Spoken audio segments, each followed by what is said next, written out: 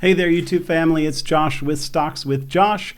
We had a volatile week this week after the Fed spoke. The markets sold off on Thursday, but Friday they've somewhat broken even. It was a little bit of a doji candle on the day, which means that the bulls and the bears, neither one of them either advanced or declined, and the markets sort of ended at a stalemate. So we're going into a longer weekend, and we're still asking ourselves, is this Fed basically going to kick us into the abyss of a recession, or is there any way for us to determine if it's a good time right now to be putting fresh powder into this market?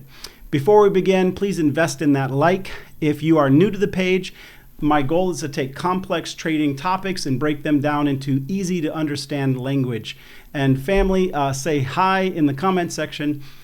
Please, anything I say is not a suggestion for you to buy, sell, or hold a stock, and do not fall for the scammers in the comment section. I will never contact you and ask you to send me money or crypto.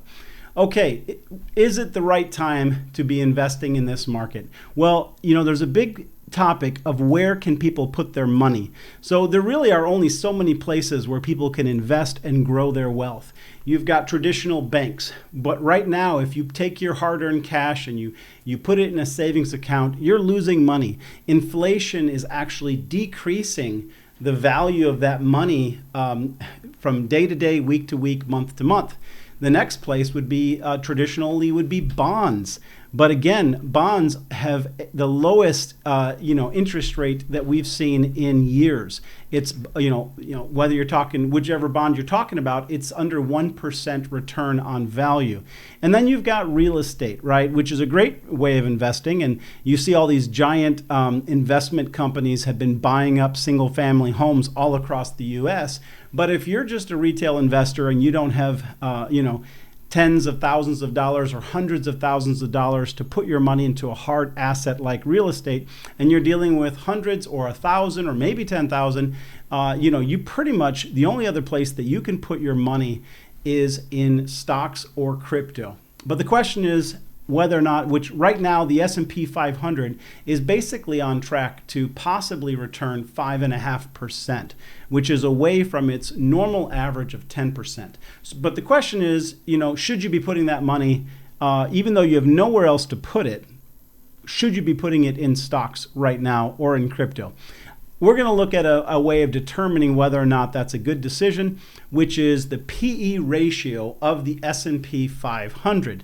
So the question is, you say, well, Josh, I've heard companies have a PE ratio, which is basically the price of the stock divided by their earnings gives you a value which determines whether or not it's basically fairly priced. But the S&P 500 also has a PE ratio. So we're going to take a look at that real quick. So right now, the S&P 500 PE ratio is 1857.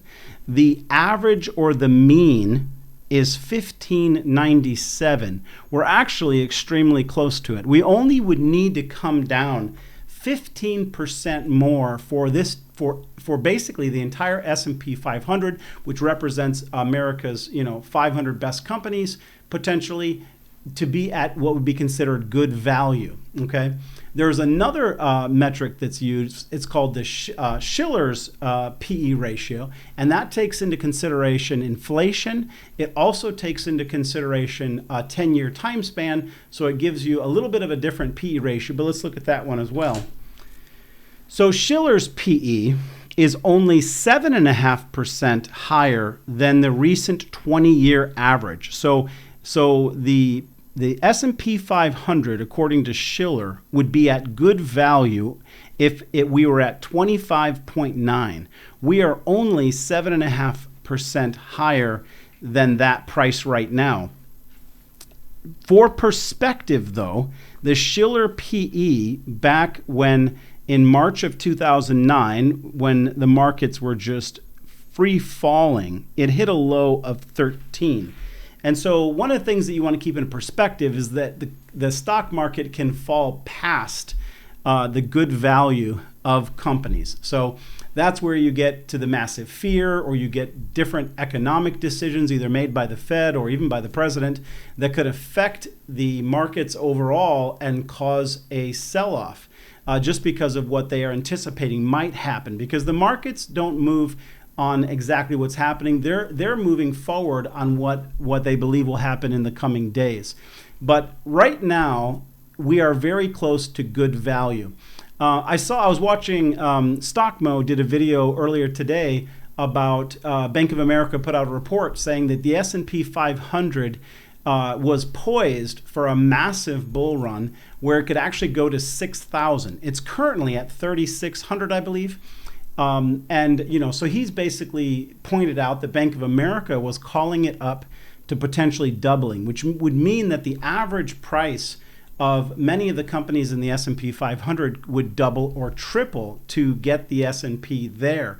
So we are not at the top of the range of fair value. We are very close to what would be considered good value. Now, nobody knows how far it's going to fall, but I can tell you that a lot of people who have put money in cash, and we already talked about it a moment ago, that putting your money in cash, having it sit on the sidelines, your money is losing value. So if you're a major investment firm and you are responsible for millions, hundreds of millions, and billions of dollars, the clock is ticking if you've got money sitting on the sidelines and it's not invested.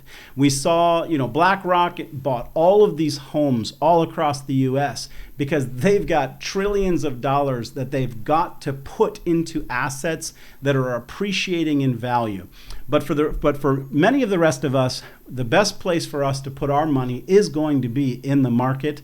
And right now we are extremely close to what would be considered historic good value for the companies in the S&P 500.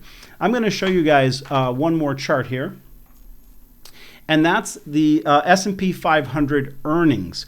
One of the reasons why people have been holding on to a bullish sentiment still, and things have not been as pessimistic as they could be, is that American companies are actually doing well right now.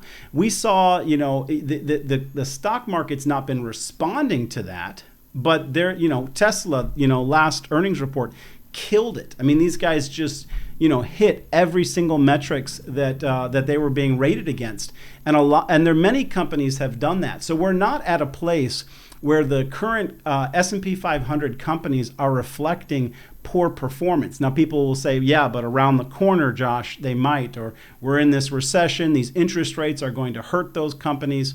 Well, I'll just say this. As I pointed out in these charts, we are between 8 to 15% from all of these companies being fair, good value, right? And at this moment in time, companies are killing it on earnings. The overall market does not need too much for that sentiment to turn around and become very bullish. And I'm telling you that articles like Bank of America coming out and saying, that's their analysts coming out and saying that calling the S&P potentially to 6,000, those are early signals. Those are reminders that we're not in as much trouble as a lot of those people who are prolificating fear and FUD are suggesting. I'm going to point out one more thing to you guys. The moomoo, and I've mentioned this before, and Webull are both fighting for new customers. This is a great time to open up a new exchange if you don't have, what you want. If you put $100 into moomoo, they're offering you up to 5 stocks guaranteed, but you can also get 10, and you can also get, through their system, you can basically get up to $25,000 depending on how you draw. You can get Google, you can get Apple. People in the comment section have been telling me that they've been getting those on occasion, but most people are not going to get those, I think. But you are guaranteed at least $60 right now if you put $100 in. So, so I would just tell you guys that what I'm doing in this coming week, I told you all that I was looking very closely at Alibaba. I took a very small position today. It's my entry position. I've taught you guys how I trade. I do not do lump sum investings unless I'm trying to catch a move up. If I do a lump sum investment, I have a stop loss directly beneath my purchase, which means that if it drops even slightly, it takes me out of my position. But there are other positions that I begin to roll into with I'll decide in advance how much money I want to put in. I break that up into a number of investments. I took my first position in a couple companies today that I've had my eye on. Alibaba is one of them. I am potentially imagining that we could still have a flush down, which I actually would love to see, because I would be buying. At this point in where the markets are at, in my opinion, there is more risk to be shorting or to miss the potential run up that we're at. But I would love to see a flush down, because I would be buying that up, especially where we're at with the good value of the PE in the S&P 500. I hope this was helpful to you guys. As always, I appreciate you guys letting me be part of your financial journey. If you haven't, go ahead and hit that subscribe button and make a comment for me. And I look forward to seeing all of you guys in the next video.